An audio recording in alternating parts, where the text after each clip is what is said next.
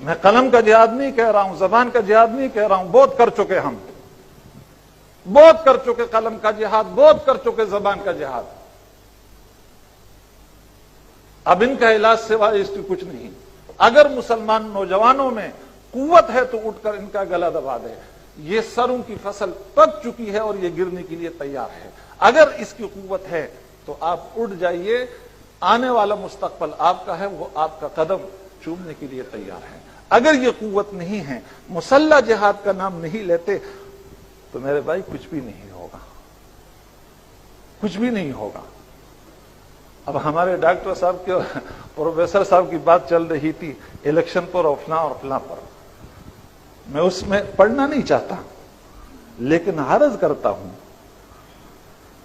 کہ پارلیمانی جمہوریت، اس کو آپ چاہے اسلامی جمہوریت کا نام دے دیں، چاہے قرآنی جمہوریت کا نام دے دیں، لیکن بقول اقبال جمہوریت ایک طرز حکومت ہے کہ جس میں بندوں کو گنا کرتے ہیں، تولا نہیں کرتے.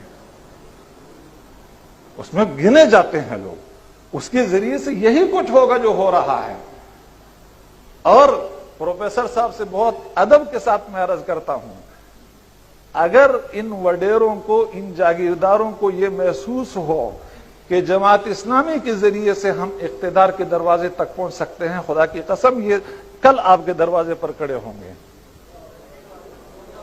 یہ کل آپ کے دروازے پر کھڑے ہوں گے.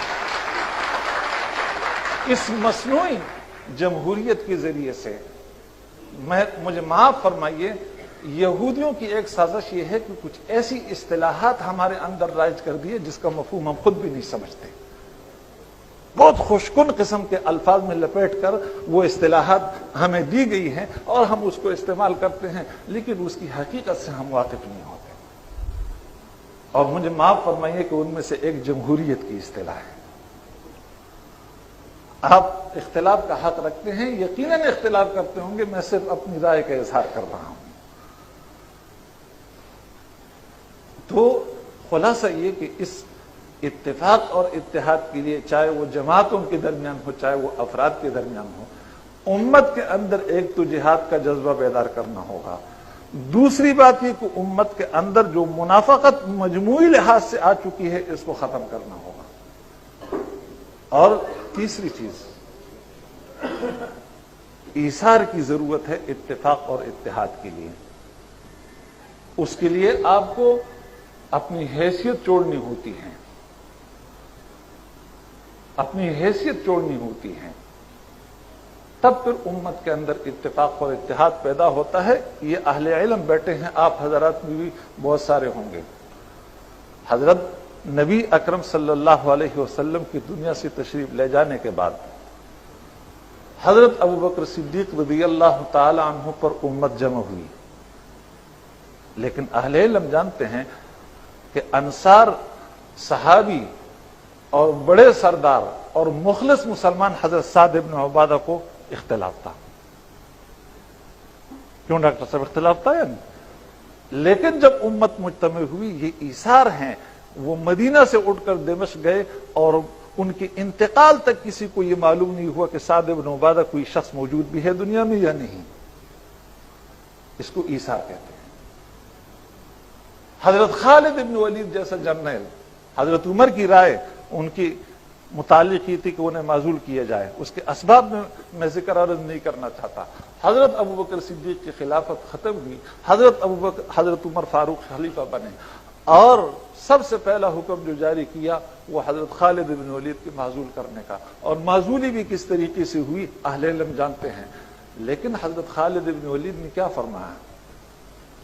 فرمایا کہ اگر میں عمر کے لیے لڑتا تب تو آج میں اپنا بوریا بستر اٹھا کر محاذ سے چلا جاتا، لیکن اگر میں اس ذات کے لیے لڑ رہا تھا تو میں پہلے بھی اس کے لیے لڑ رہا تھا، آج بھی اس کے لیے لڑوں گا، چاہے میں کمانڈر ہوں یا نہ ہوں. مجھے بتائیے کہ ہمارے یہ قائدین، معاف فرمائے مجھے، یہ دینی قائدین، یہ جذبہ کسی میں آپ پاتے ہیں؟ یہ جذبہ کسی میں آپ پاتے ہیں کہ وہ کہہ دے کہ میں اپنی قیادت چھوڑتا ہوں اور فلاں کا کارکن بنوں گا؟ یہ چیز اگر موجود نہیں تو تب پھر کچھ نہیں ہو سکتا ہے. پھر یہی کھلونے ہیں اور انہی کھلونوں پر وقت گزارنا ہوگا. اس لیے مجھے پرچی دی گئی کہ وقت مختصر ہے، میں اپنی بات ختم کرتا ہوں.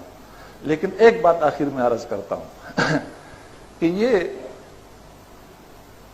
الیکشن کے ذریعے سے یا جمہوریت کے ذریعے سے پروفیسر صاحب فرما رہے تھے، میرے دل میں پروفیسر صاحب کا جتنا احترام ہے آپ اس کا اندازہ نہیں کر سکتے، اس شخص کی خدمات اور سب کچھ. لیکن رائے کا اختلاف بہرحال ہوتا ہے، اس لیے اگر میں عرض کرتا ہوں. وہ الیکشن کے ذریعے سے، جمہوریت کے ذریعے سے پاکستان میں جتنی خدمات ہوئی وہ گنوا رہے تھے کہ ختم نبوت کا مسئلہ حل ہوا، فلاں ہوا، قرارداد مقاصد اور یہ اور وہ سب مسلم ہیں.